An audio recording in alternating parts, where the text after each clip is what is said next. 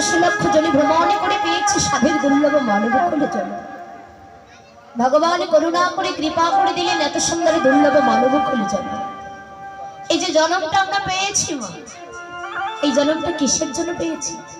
শুধু ভালো মন্দ খাবার জন্য? সুন্দর ঘর বাড়ি বিছানো করে ঘুমালাম, এটাই আমাদের করণীয় বাবা?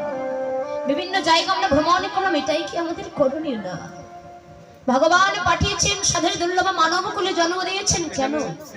কোন না কোন জন্মের স্বীকৃতির ফলে, কোন না কোন জন্মের কাম কামনা বাসনার ফলে ভগবান করুণা করে কৃপা করে দিয়েছেন এত সুন্দর দুর্লভ মানব কুলে জন্ম। তাহলে